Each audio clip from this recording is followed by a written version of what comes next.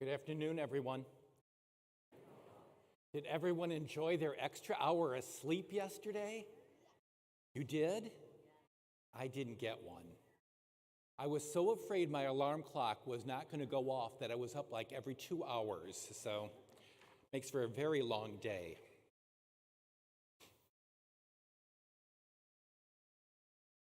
My mother had this overstuffed chair that she inherited from her sister when her sister died. She spent a lot of time sitting in that chair. I think part of it was to get closer to Aunt Virgie and to recognize their relationship. But it was also her prayer chair, where she would say her rosary and her devotionals. She usually prayed between like 3 and 3:30, something like that. And during that time, I was not allowed to bother her. It was her time with God and her time away from me, I suppose. But I think it's a dual thing there. But one day when she was praying, after she got done praying, I remember asking her, I said, "How do you pray for me?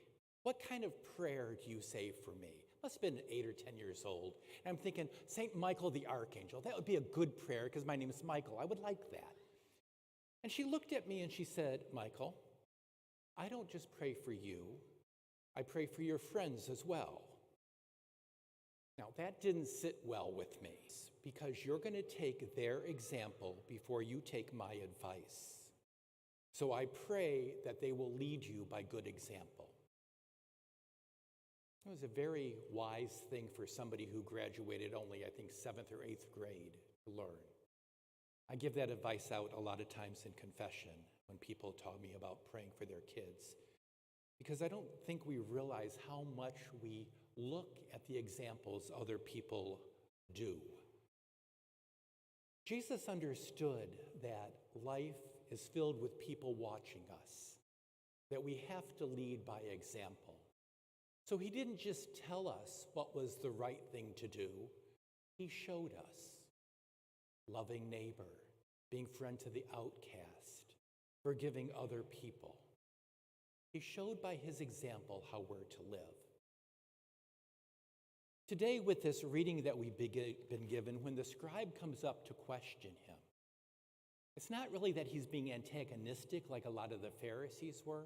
It seems like a really heartfelt question. And he says, "What's the greatest of the commandments?" And Jesus quotes him the Shema Israel. God is God alone. Love him with all your heart, mind, soul, and strength. But then he adds, and love your neighbor as yourself. Now, Bishop Barron says that the Shema Israel is that prayer, but it's also an examination of conscience.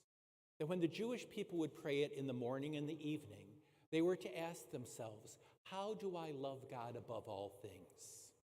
How do I give him my whole heart, soul, and strength? And the answer Jesus tells us is by the way you treat your neighbor. That's the lived example of how you know that you're following God's law.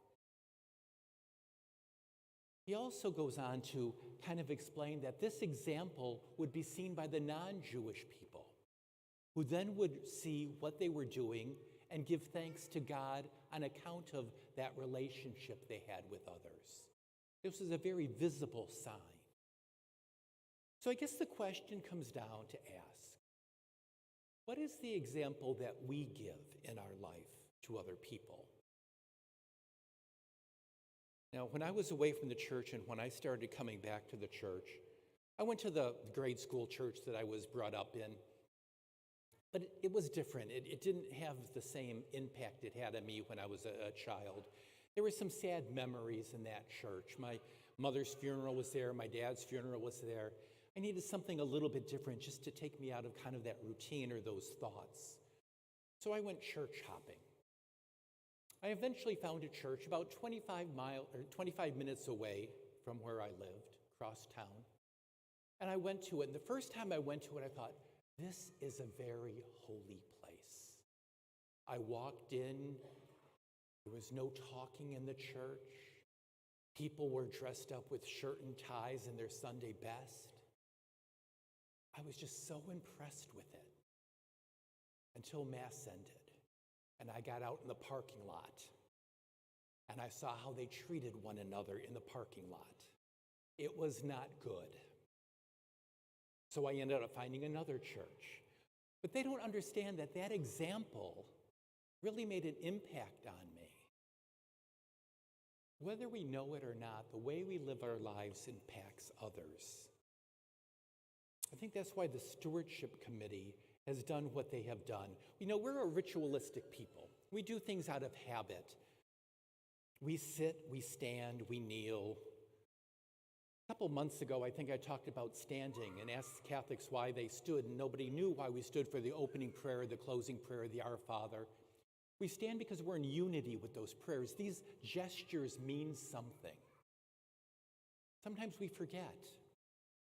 Like I said, we sit, we stand, we kneel, we pass the basket. I don't do a whole lot of thinking. So the Stewardship Committee got together and thought, how can we kind of shake things up a little bit just for our own good?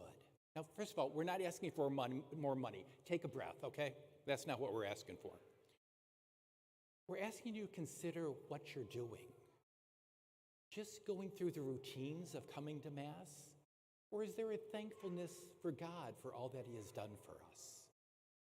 So if you notice the tables in the back, on the tables in the back, there's some envelopes there. If you usually put cash or a check in the collection basket, put it in that envelope and take that time to fill it out and just think what you're doing.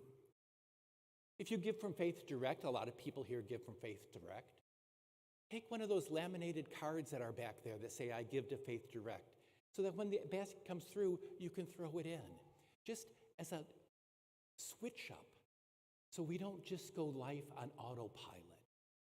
To remember all the blessings God has given us, and to say, this is why we come to church, to thank Him for the blessings, to thank Him for the community we're in. Like I said, it's not asking for more money. In fact, in the bulletin today, there's a financial statement of the parish. And then next week, members of our finance committee are going to address all the masses to talk about what your generosity has done. This is just for a way to recognize God's goodness, especially in this month of November. We're supposed to be thankful. This is just a way to remind ourselves why we do what we do. As my mother would say, the example you give will lead others. Let's set a good example so that we lead others closer to Christ, not further away.